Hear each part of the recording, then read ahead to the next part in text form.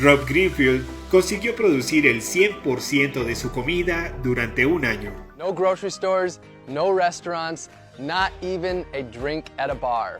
Nature has been my garden, my pantry, and my pharmacy. I'm here in Orlando, Florida, and this abundant garden that I'm standing in right now, this was just a lawn like that when I started. I don't own any land, so to grow my food, I met people in my neighborhood and I turned their front yards into gardens and shared the bounty of food with them. And while I was here, I built a 100 square foot tiny house along with my friends to serve as my simple homestead and my base. In my gardens, I grew over 100 different foods, dozens of different greens packed with nutrients, sweet potatoes, yam, and yucca for my caloric needs, delicious fruits like papayas and bananas, pumpkins, carrots, beans, and beets, so many vegetables, and herbs and peppers to flavor all of my meals. And I also raised bees so that I could have my own candy shop right in my yard. In addition to the huge bounty from my garden, I foraged over 200 different species from nature. I harvested my salt from the ocean simply by collecting it and boiling it down. I got my caffeine from the native Yaupon holly tree. Not only was I my own grocery store, I was also my own pharmacist. I grew fresh turmeric and ginger right in my gardens. I harvested wild elderberries to make elderberry syrup to prevent cold and flu. I harvested reishi mushrooms and different medicinal teas, and also grew moringa, also known as the vitamin tree.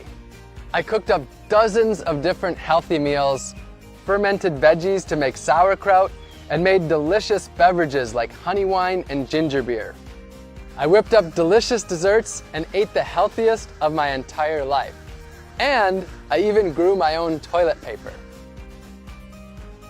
This project wasn't just about growing and foraging all of my own food though.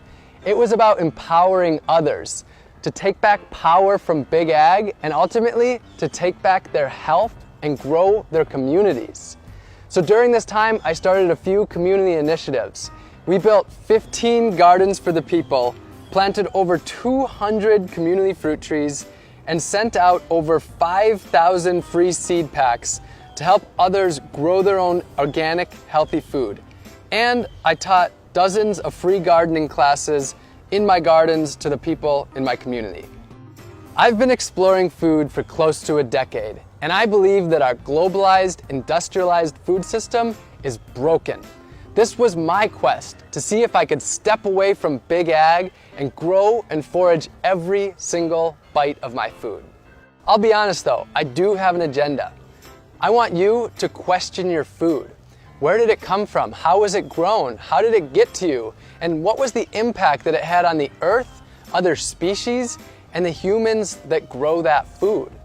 And if you don't like the answers that you find, I want to empower you to change them. The good news though is that you don't have to grow and forage all of your food. The solutions are there in your community. You can grow a little bit of your own food, maybe an herb garden on your windowsill, or some pots of tomatoes and basil on your balcony, or a raised bed in your front yard. And if you don't have any space at all, you can join a community garden. You can source your food locally and purchase from local farmers and gardeners. For most of us, food is at the center of our lives, and we can do this together in our communities. My year is over, but my journey of food has just begun. Los valores humanos y el trabajo en comunidad pueden ser la clave para salvar el mundo.